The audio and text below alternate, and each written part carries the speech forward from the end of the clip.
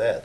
And but and then we come on back and left Heliopolis Airport. Heliopolis was just a big open airport with no runways, and there was gravel, just a big gravel field, and you landed whichever way they had the windsock headed for you, and into the wind. And we took off from there, and they'd told us to be careful when you pass over the Suez Canal, and be sure that you shoot the colors of the day with your flare gun. It was a flare pistol, what it was. What did you do, just put your hand out the window and shoot it? No, it fit in a notch. You shot it out through the An wall, opening that yeah, the hole that it made there. was designed for that. Yeah, Oh. it was made for that. And we did shoot one out the window one time, but that's another story. But and without putting it in that thing, that hold it tight. And of course, we went on out across the Suez Canal, and we got George got the colors of the colors of the day. Just the two of us on that airplane, and we went on across there, and we decided, we'd already decided that we was going to go. They wanted us to turn right back to left and fly right up the coast of the Mediterranean, up to Tel Aviv, and on up that way. And we were going to stay all night at a place in Habanai, and that was, I never heard of it anymore until during the war. And I finally talked to one old boy that was stationed there one time. Habanai, and that's in Iraq, and it was part of this place that the Americans tore up so when they were at Basra and from on up during the Gulf War. Yeah. Uh-huh. And I heard the name of Habanai at that time too, and so we flew on across there and right on across over into Jerusalem and Bethlehem, and we wanted to look at it, and we just made the circle of it up in the hills, and we just. Could you see very much? No, we couldn't because the weather was closing in. It began to Uh-huh. rain and low clouds, and we just circled one time and went on out across the Dead Sea, the River Jordan, and then flew on up the way we were. But you could always say you'd been there. Yeah. So we just, and of course since then you see lots of people that have been over there, but that time you got back home, there hadn't very many people been there. Oh no. And we got on back up and stayed all night at Habanai. That is way up the Tigris-Euphrates River. And then we left next morning and we flew right on down the Tigris-Euphrates River valley, down to Basra, and then across over to Abadan in Iran. Basra's in Iraq, and Abadan over in Iran, and we didn't even stay all night there, I don't think. We got on an airplane that evening, and coming back out of there and come over to Basra and stayed all night, which wasn't too far, but that was over into Iraq. And then the next day we headed back in on the old C-47 Army transport back across to Cairo, and Were you flying it, or was somebody? no, there was just a bunch of us on. We were dead headed back pastures, and I know that was I got sick on that flight across there. It was hot, and it was a rough old airplane in the middle of something. So did you usually deadhead back, or Yeah. did you fly other planes back? No, if we flew an airplane over there and delivered it, we dead-headed back on another airplane that they were coming back to the States on. And they run a regular schedule route of C-47s, which was an old 4-engine B-24 that they used for cargo ship, and C-47s, C-87 and the C-47. What was your favorite plane to fly? Well, of all of them, the C-54, the 4-engine airplane that Douglas built, it was a great airplane. Was dependable, or was easy Yeah. to maneuver? Dependable, easy to fly, just a good airplane. It was a very dependable airplane. It was a tricycle landing gear, 4-engine tricycle landing gear, and that was what they put on, and what they called Army Airlines. Fireball was the name of the thing they called it, and that was what we used. C-54. Now it was used the old C-87 for a while, and then they got that was on up into 44. To transport people. To transport people. Transport people, yeah. Yeah. Transport people are high priority cargo, and most of them at that time What was high priority cargo? Well, something that parts to airplane or something that they needed to certain place, or maybe food or something that they needed. We went on into India, you see, maybe something like that, munitions or something they wanted to go there. What'd you think about India? Didn't think much of India. Now I'd already been to India when I made this A-20 trip, because I'd ridden co-pilot over there with an old boy and a B-24. Just delivering it? Yeah, but that must have been along about February, probably February of '43, because we made that trip and come back and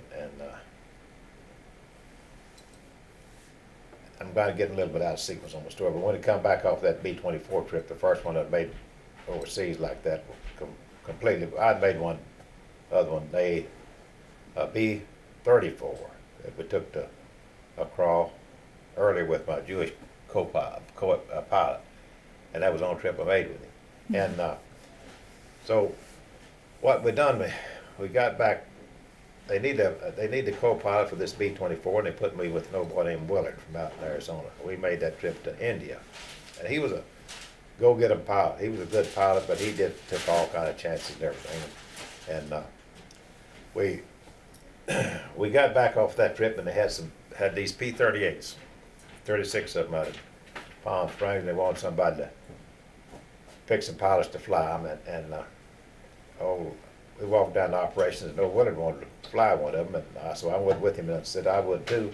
And they said, well, operations officer, I said, well, said, you think you can fly a P-38? He said, well, hell, we just got back from taking a B-24 to India, I guess we can. And he gave us one. So you got one, huh? Yeah, and they had one there for transition in. You just flew it one time, and they give you a cockpit check and such, and then they sent you after one. So we made that. We made that one. That's when I made the P-38 trip, and Willard was one of the guys that had the P-38 there too. But I lost track of him after I got down through there, and I never did see him again for a long time. No, the P-38 trip. What was that? Well, that was when I flew the P-38 to North Africa. Oh, so that was when you were in the group of P-38s? Yeah. That's the only P-38 I ever did fly. And how many of you went over there? We picked up 36 of them at Palm Springs, California, and went on across. Brand new P-38s? Brand new. They'd been out there at a modification plant. Those modification plants, they'd had them where they maybe just installed the guns, and then they flew them somewhere else and they put the radar in. Somewhere else, they did some other stuff to them. So these were ready to go? And these were ready to go. And we started out with 36 of them, and we lost 6 of those before we delivered them in North Africa. Just different places. Did they went down with their crews, or they? Well, they didn't. The only crew they had was a pilot. Oh. And some of them, no, because I counted the one I tore up as losing one. You tore one up? When I landed at Casablanca, I couldn't get the landing gear down, and I had to land on his belly and tore up the airplane. Did it scare you? Well, yeah, it scared me. I've been scared lots of times. But yeah, I guess not too much, and that's a long story, that P-38. We took those down there and started out the same old route to Brinken Field from West Palm Beach and on down to Trinidad and Atkinsonville, British Guiana, and then Belém, Brazil, and then Natal, and across to Ascension Island. And instead of going on like we were going across Africa, we went off up to the left up to West Africa, Dakar in West Africa. And from there, it was a flight up to Marrakech, and that's where you flew through a pass in the mountains. The mountains on each side were up about 10, 11, 12,000 feet, and you could get through that thing at 9,000 feet if you hit it to the right place. And in daytime you could, but at night it was very dangerous. Did you fly through there in the daytime or in the night? daytime, that time. But I went through later on at night, another airplane. But anyway, I want to tell you, this fellow Willard, that he hit that mountain in that thing later on going through there. He was. Oh, he died. Yeah, he got killed. He and his crew. And anyway, these P-38s, and I took off, went to Monrovia first at Roberts Field, and then from there went on up to Dakar. At Monrovia, I was having trouble with getting my landing gear up. it wouldn't want to come up and just leak back down. And all the way across from Ascension Island to Roberts Field. I wonder how it went down the damn thing. Made it really hard to fly with the landing gear. Yeah, and it used so much gasoline. But I finally could keep it up there enough, and finally got it up and went on after it'd gone several hundred miles, I guess.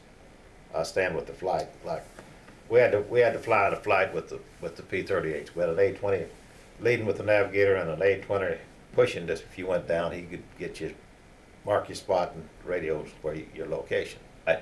You were taking the P-38 across To Casablanca. Okay, and you began to have trouble because your landing gear wouldn't stay up. Right. And then they tested it in Monrovia. Now I've got to put Or that in there Moravia. because I did Monrovia. Okay. Robertsfield, Monrovia. Okay. And I've got to put that in there because we didn't have that a while ago. Okay. Well, just start talking now and just tell me about that. Well, we left Ascension Island with the P-38s and we were going on across that part of the Atlantic into Monrovia at Roberts Field. That was an American base there. And on the way from Ascension Island, I had trouble with my landing gear on the P-38, trying to get it up, and I could get it up and it wouldn't stay up. It dropped out back down, and it was causing me to lose altitude and flying speed, as well as using a lot of gasoline. And I started getting worried.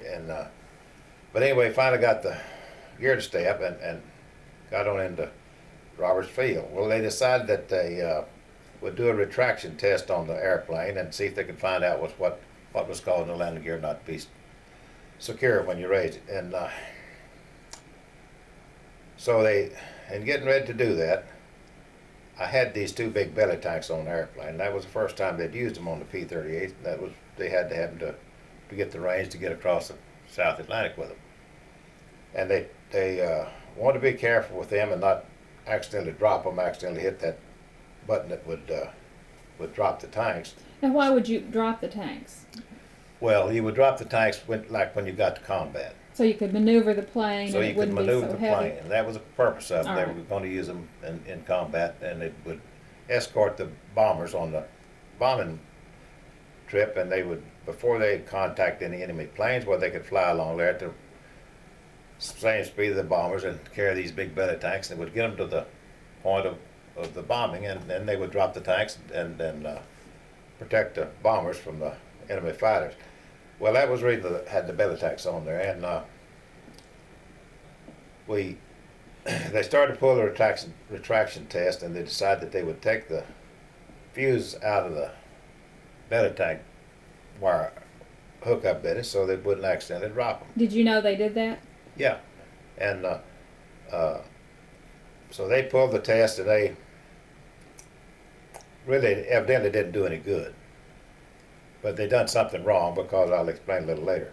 And so they said it's okay, and I went on, and I left Roberts Field and was to go up to I was to land at a little place in the desert up there called Tendooth, I believe it was. At Tendooth, there were two of them, Tendooth and Atar. There were just stops along up there that you could get fuel for your airplane. So I stopped at one of them, and I really think it was Atar, but I'm not sure. It doesn't make any difference. They're both down in the desert, not too far apart. And the landing gear come down all right there. And so I thought, well, everything was okay. But I didn't know that they had failed to put the fuses back in the mechanism to drop the belly tanks. So I got on up to, when I got on up to another place and started at Marrakech, I started to land there. I couldn't get the landing gear down. It just wouldn't go down at all. And I radioed in there, and they said to go on up to Casablanca if I had enough gasoline. That was a big engineering base, and to go on up there. How far was that? I don't remember, but it wasn't but just maybe a couple of 3 hours. Maybe not that much. I don't remember exactly. And I went on up there, and I got there, and I still had gasoline left. And so they told me when I couldn't get the gear down, they tried to tell me everything to do and all. What'd you try? that was at that Marrakesh. They tried to tell me all that. Now, when I got to uh, Casablanca. Casablanca, well, they hadn't changed. They changed your radio frequency. At one, you stop one place and they would reset your frequency for the next station. I didn't have, couldn't land in Marrakesh, so I didn't have mine changed.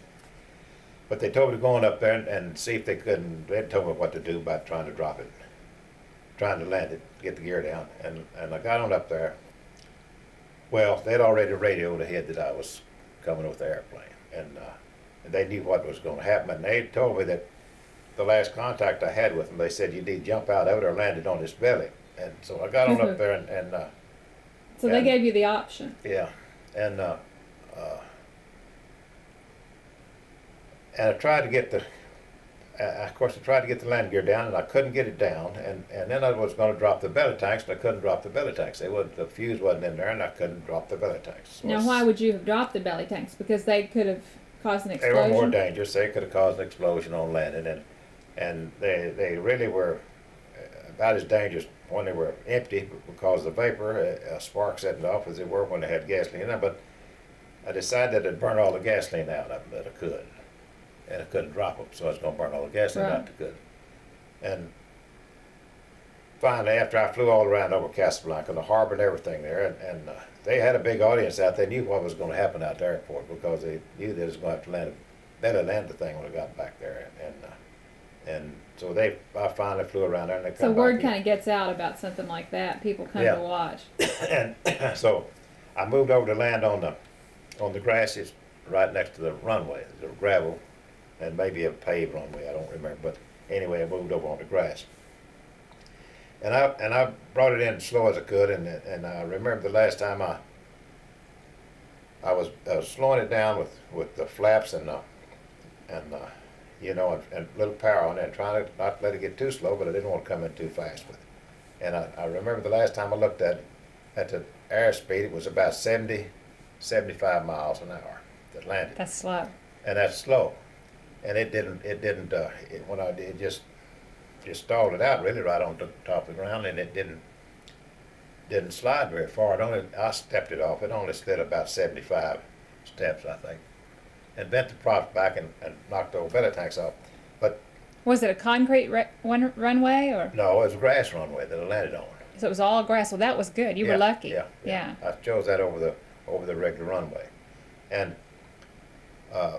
But I noticed in trying to get that gear down that the lever was loose, and what had happened, somehow the linkage had come apart. Some of the linkage from this handle up here that we used to put the gear down. Some of the linkage had come through back between there and the actuating cylinder. That thing had just come apart, I suppose, and so they found it out, and I got on the ground. Did it ruin the plane? No, it didn't ruin the plane. It did very little damage to the plane. Actually, the old belly tanks protected the plane to a certain extent. They just rolled them off of there, and it damaged the props to where that anytime there's a prop damage like that, they change the engines, and so they had changed to 2 engines. And I stayed there 5 days before getting transportation out, and they were getting ready to test out the airplane in a few days, and. Now, what was going to happen with that airplane? Well, I never did know what happened to it. I never did know. What were you taking it over there for? To be used in combat in North Africa. To protect the bombers. In North Africa, now they were using them. You see, that was when Rommel and Montgomery and those guys were fighting back and forth across North Africa. If you ever know your history very well, they made 2 or 3 trips back across there, and they were using these. Casablanca wasn't too far from there. They were using these airplanes, and we're going to use them up there in that part of the war. Uh-huh. So I met the guy. It was a Lockheed P-38. Lockheed had a representative over there that he was just knew the airplanes, and he was over there to help any way he could with the repair on them, anything. And he found out this thing, and he told me what had happened, and he wrote a very nice letter back to my commanding officer back at Memphis that why I had to land the airplane like that. And making it clear that it wasn't your fault. Yeah. And so that was about all of that story. Very nice. When I landed the airplane, why, of course, they didn't know, they had no word about whether the guns were charged, whether they had ammunition and all that in the guns or not. And they come chasing out there with the fire engine and the ambulance in case it was hurt. And but I just, when I landed and stopped, I just cut the switch off and climbed out right quick like and stepped down off the wing of the airplane. But you were glad to get out of there. Yes, and there was and there was no, I wasn't hurt at all. It didn't bother me. And the tech man from Lockheed that was stationed there at Casablanca at that depot, he in checking out why the gear wouldn't all come down, they found out where this linkage had come apart, and there was no way that I could put it down. An emergency, you can pump one down with what they call a wobble pump. If your system pump fails, and you can pump that thing down, but the panel, the gear shift lever has to be in the down position, and it wasn't, and I couldn't get it, it wouldn't go in the down position, so that didn't help anything. And so I did head on back to the United States and turned in my report, and they had gotten some kind of a wire on the thing. Already Yeah. had it. Told me he'd write a letter back to my home base and you know, which showed that I wasn't at blame in tearing up the airplane. Right. But that was one of the 6 airplanes that was torn up on the trip over. So I got back to the United States and right away I got a trip in the A-20. That's when I met George. And that was the trip to take them to the Russians. Yeah. Uh-huh. That was the trip and we'd talked about that a little bit before. Right. And Why don't you tell me the story that came out of flying school? I don't think you were involved in it, but it happened when you were at flying school in Arkansas. yeah. The funny story about them getting the plane in the wrong place and having to turn it around on the ground. Yeah, that's what I'll tell you about. That he was in Okay. my group that we had 5. Each instructor had about 4 or 5 cadets, and I was one of them. He was in the thing and I was in. So the fellow who did this was in your group. Yeah. Do you He was remember in- his name? Yeah, Palazzo. He was from Chicago or New York or somewhere. What up was in his there. first name? Tony Palazzo. Tony Palazzo. What did he do? What did he do? I don't know. But on we were flying, and that was when we just had some instruction. Were able to solo, and then we went out and could practice flying solo. This was in Pine Bluff, Arkansas. Pine Bluff, Arkansas, primary flying school, and we'd been flying that morning, and everybody else, other 4 students had come in and checked back in, and Tony didn't show up, you see, and finally for a while, and so they were just sure that he didn't have that much gasoline to fly that many hours that he was out, that many hours, minutes, whatever, Was he by himself? by himself in this little trainer plane. And what had happened, he had gone off down south of Pine Bluff there, and this was in March, April, along in there, and they were beginning to plant the corn back in that country, and he got down there and didn't know where in the heck he was, and so he decided that he was going to land in that cornfield and ask somebody where he was. He saw Ask directions. asked some natives working down there and asked him where they were. So he did. He landed in the cornfield, and he said the corn was just about ankle high, maybe, and so they told him how to What get did he do? back. He said, "I'm from Chicago and I'm lost." They told him how to get back to Pine Bluff, and so he knew he couldn't. Where he was headed, he wouldn't have enough room to take off. So he got them to help him, and they pulled the airplane. Little airplanes were light, and if got enough people on them, they could move them anywhere. And they pulled him back up, right back up against the trees on one end of the field, and he's going to take off into the wind, and so he revved her up, and he said he stood on those brakes as long as he could and revved her up and got it wide open, and then took his foot off the brakes, and they turned the airplane loose. They was holding on to the tail for him, and he took off and got back and landed at Pine Bluff. And they were out there to meet him, and looking for him, and they said, "Where you been?" He said, "Well, I was lost down here, and I just got back. You know, I found out how my directions come to him." And he never would tell them that he landed, because they would have washed him out in a minute if he'd have told them that. And he stuck to that story that he never landed, and they knew he didn't have enough gas in him to fly that long.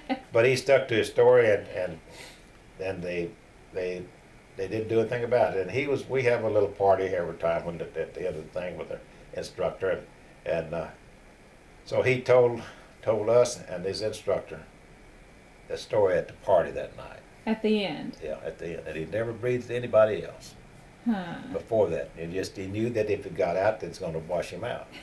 I don't know what ever happened to him. I never did hear him again. Let's look him up, see if we can find him on the internet. Tony Palazzo. It'd be fun to find him, wouldn't it? Yeah.